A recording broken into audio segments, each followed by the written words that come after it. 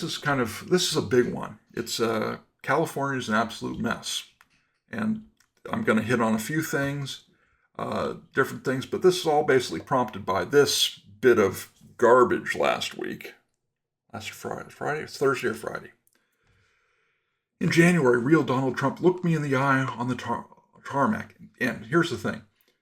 When this photo was taken, like back in January, he arrived to LA area to kind of tour the aftermath of this Pacific Palisades fire and the Eaton fire and all those.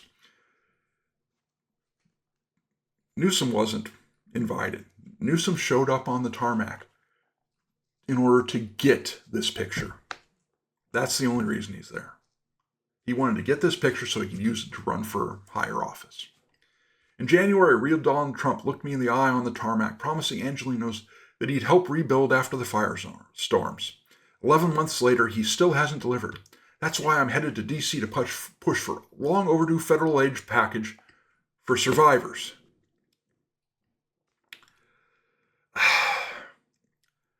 You created this, Governor Newsom. You and Democrats and whatnot, who've chosen to spend money on high-speed rail rather than making sure that the Santa Ynez Reservoir that's supposed to have a bunch of water in it to battle fires in the Pacific Palisades area is full. And it wasn't full because it hadn't been full for over a year, or for nearly a year, because the tarp covering it was broken.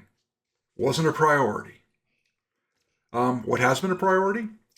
Spending $250 million on gerrymandering. I think this is a New York Post screenshot. Yeah, this is what they want. This is what they get. So this is from a few months ago. This is EPA Administrator Lee Zeldin. New York, you missed out. He would have made a great governor. But let's check out what he has to say about all of this. Karen Bass and Gavin Newsom need to get off of their asses and allow all of the people in Los Angeles to rebuild their freaking homes and their businesses. Okay, you have people who are suffering extreme amount of frustration, anger, and pain because of whatever type of bureaucratic red tape, delays, and incompetency is resulting in the local and state leadership preventing people from building what is theirs. They lost everything. They lost their homes, they lost their businesses, and now they just sit there and wait, and they don't even know when it's going to end. It is incompetency. And for these people who live there, who lost everything, the most important thing that you can give them is to instantly allow them to rebuild their lives. And you're denying them right now. This mayor and this governor out in California are denying the residents of Los Angeles the most basic need when you lose everything in a home fire, the ability to rebuild what is your dream, what is your family. Now, there are people who have decided that they're gone, they're leaving, they're never going to look back. They're done with California. But you have a whole lot of people who are in Los Angeles. When I visited the week after confirmation, I was going to people's homes where they had contractors at their property right then and there. Let's talk about the first week of February of 2025. They have contractors at their site to be able to rebuild their home and to be able to forget what just happened, leave it in the past so that they can move forward. And those people are still sitting there with contractors waiting for approvals from an incompetent mayor and an incompetent governor. And the rhetoric that we hear from Governor Newsom, where he's saying that President Trump is somehow the reason the federal government, we have completed everything. There's nothing left waiting for EPA sign off. There's nothing else waiting on us. There's nothing else waiting for Army Corps of Engineers.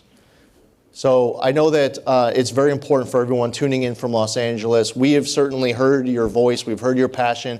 We've heard your frustration. We've heard your anger. And we stand with you. The Trump administration, President Trump, we've heard it from him directly. We stand with all of the residents of Los Angeles who want to be able to rebuild, and they're just waiting for permission from their incompetent leadership who are denying them the right to rebuild.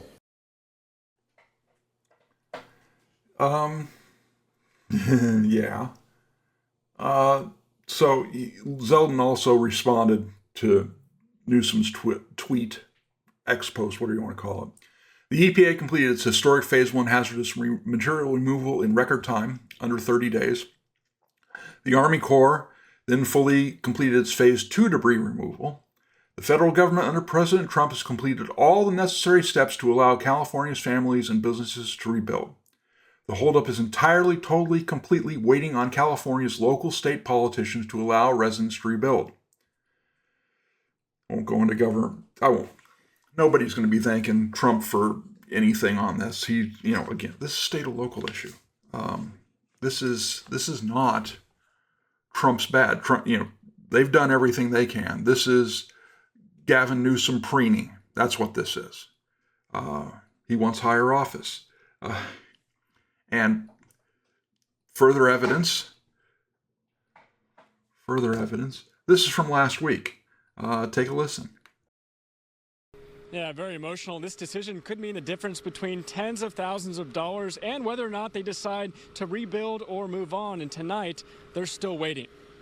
Somebody pays it. It's going to be the taxpayer. The LA City Council again delaying a decision on what.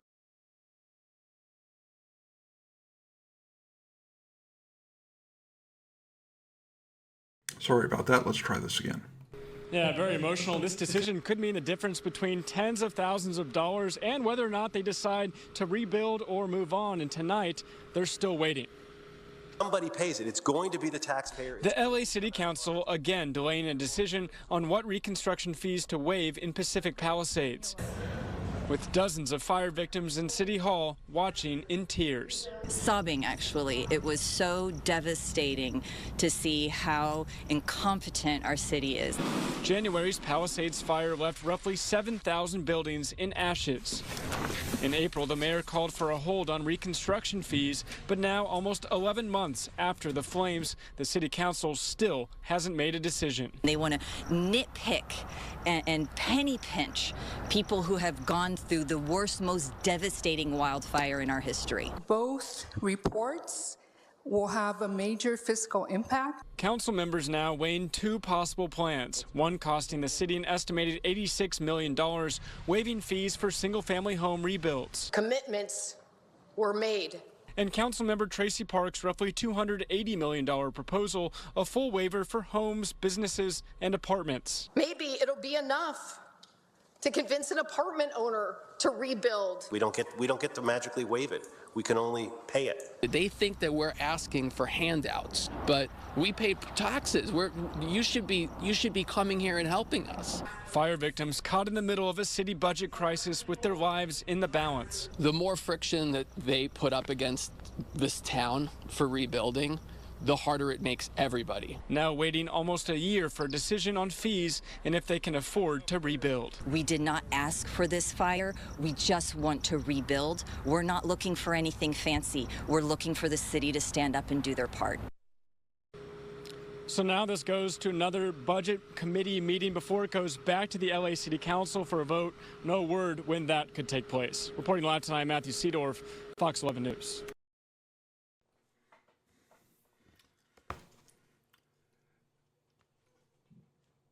The city council, again, these are your local politicians, are the problem.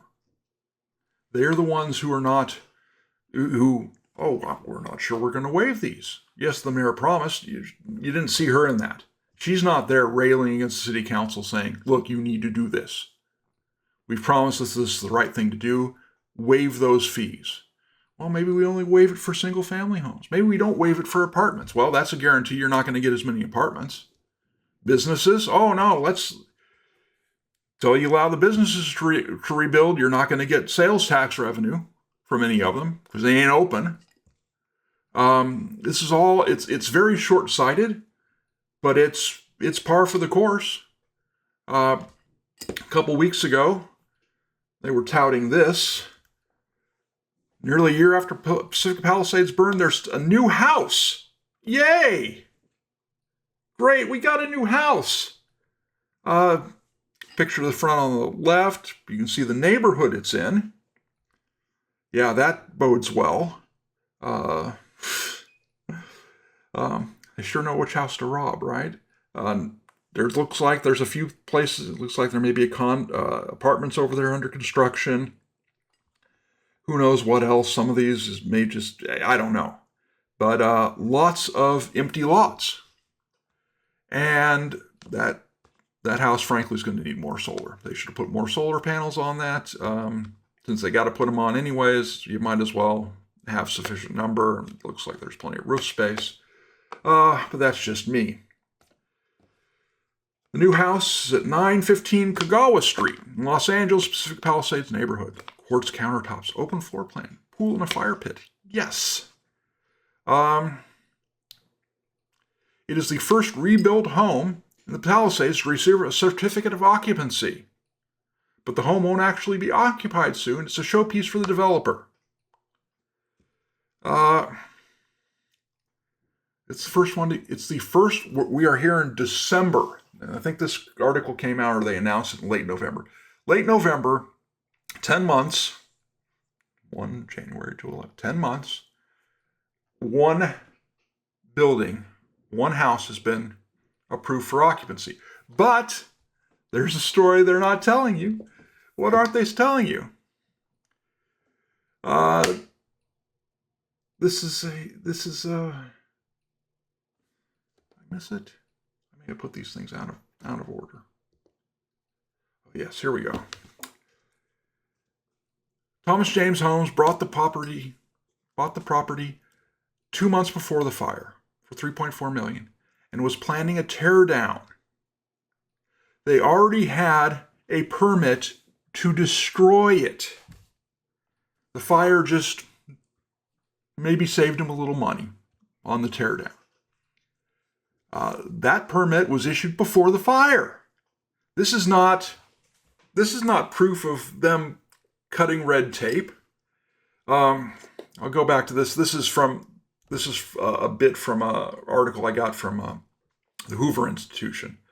Rebuilding proceeding. 7,000 structures were destroyed or damaged. Several hundred in Malibu. In the Palisades, there are 1,143 rebuilding permits. In Malibu, only 17. Okay, these are the latest numbers. We've got some more permits issued, but note that number that I've highlighted below. They've issued 1,196 permits for 594 unique addresses. Should be obvious. You need more than one permit for your address. Sad, but apparently true. That's cutting down all the extra permits, making one big one, obviously isn't some of the cutting of red tape they've done. But there you go. It's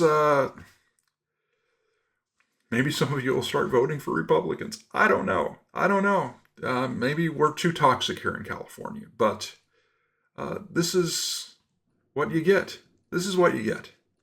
You get blaming Washington, and frankly, it's all on Democrats. There was a study a few months ago.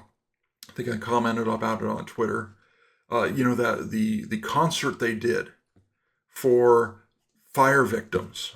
All the Hollywood types did this big concert, raised all this money for fire victims. You know how much money fire victims actually got from that concert? Not a sausage. Not a penny. It went to non-governmental organizations, charities and whatnot, for their programs. How much went to people who are, had to buy a trailer or something, or had to, they're still probably having to pay their mortgages on a home that's been destroyed, but they need to live someplace, and so they've been getting help with motels or something like that.